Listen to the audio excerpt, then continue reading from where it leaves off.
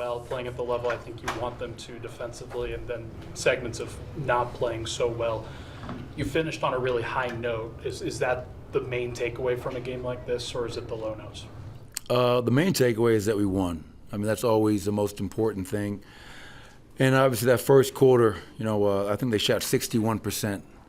Quarters 2, 3, and 4 combined, they shot 35%. So I thought our defense was much better after that first quarter. And the big message at the half was, we fouled way too much. They were at the line a ton, 17 free throw attempts in the half. Second half, only 2 free throw attempts, so we showed improvement there. And the second half, we only had 6 turnovers. We're in that, I think, first quarter was 8 turnovers. So I thought we got better as the night went along, and then they cut it to 6. We made a couple of subs, and we closed the game 21-8. Yes, there'll be a lot of things, I'm sure, Ryan, that we can clean up, watch the film, get better at, continue to harp on. But Nicola's first game back, he was outstanding, not surprising there. And I thought Russ, what he did tonight was incredible. Is that two triple doubles again? Yep. Wow, that's pretty crazy. Watching history, folks. You're watching history. It's a History Channel.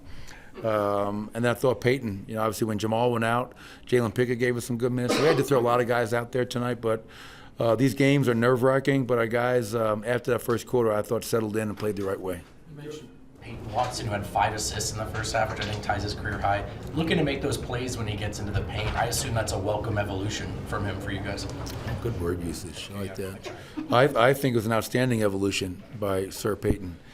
You know what he did a great job of? They were fronting Nikola in the post, and twice he flashed, caught the ball, high-low pass. They backed up, knocked it down. So I thought he had a complete game tonight. He was a defensive player of the game. I thought 2 blocks, 2 steals, 7 boards, a bunch of deflections. But he had a really good floor game. And to your point, the playmaking is one of the areas that really stood out for him. So 10, 7, and 5 with 2 and 2.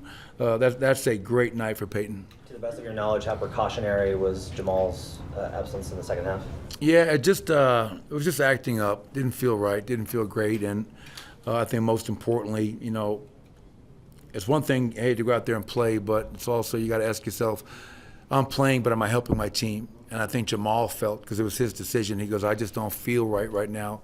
And that's going to happen with that knee. It's going to act up once in a while. So hopefully this is not anything, to borrow Steve Short's favorite word, sinister, and we can get him back for Dallas. So it was just to let that knee calm down and try to get him some rest. You already touched on the historic nature of another game with 2 guys with triple doubles, so I'll ask it this way: just how easy does it make your job when you've got 2 guys that can put up those kinds of numbers that consistently? I mean, do I look like I'm having a really easy time on the sideline?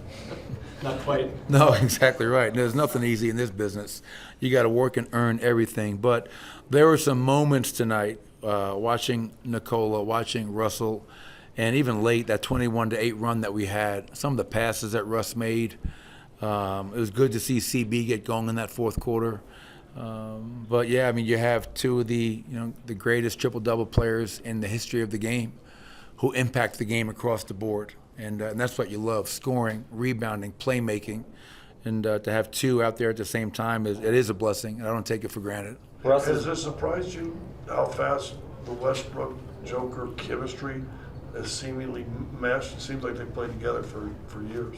It doesn't surprise me, because I think Russ is a savvy veteran, and he knows he's out there, and he's in his 17th year. He knows that, hey, this is not about Russell Westbrook. This is about me helping this team win.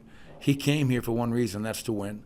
And I know that we're in 4th place, and we're not where we want to be and we hope to be. But when you consider certain factors, Aaron Gordon's missed over half of our season.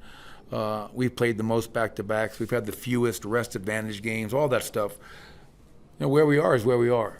But I give Russ credit, because he came in here trying to fit in, not trying to stand out. And that says a lot about him, understanding this stage of his career. I'm playing with a great player. I'm going to do everything I can to play through him and play with him. And to your point, Scott, they've had like instant chemistry, which has been great to see. Triple-doubles are sometimes kind of talked about as stat padding or empty stats at times. Russ has won 74% of his games when he's had a triple-double.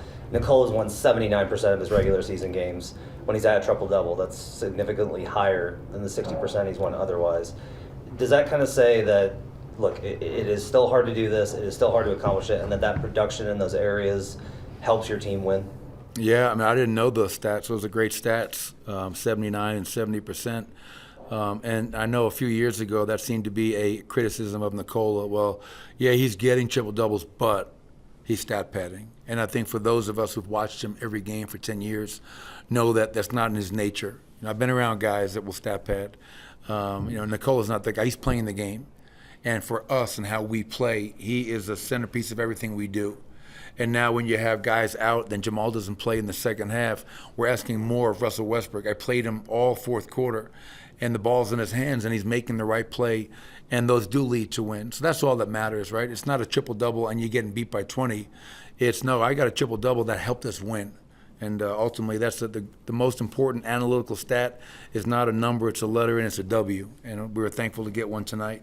This is going to sound a little crazy, but, Russell's playing on the ball a little bit more this year than he has in previous seasons. Do you think that that's helped him with his rhythm and continuity and obviously playing with Nikola as well?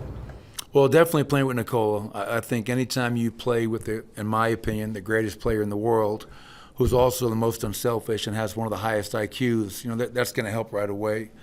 And, I can't speak to any of the other coaches that I've coached Russ in the last few years, but when I met with him this summer, I told him, I said, after 17 years, I'm not asking you to come in here and be something you're not. I just want you to challenge yourself, and I'm going to challenge you to be the best version of Russell Westbrook. And to your point, yeah, you can have him out there on the floor without the ball, but I don't think you're getting the whole package. You see his ability to still get to the cup, finish in transition in a crowd, get to the free throw line, make plays for his teammates, and he's not doing that if he's just spacing in the corner. And the last couple of years, he got to be really good moving without the ball, cutting, rolling, and all that. But, for me, when we got him, I knew that ball would be in his hands quite a bit coming off the bench. But now with injuries, he started, I don't know how many games now, and his win percentage as a starter is through the roof.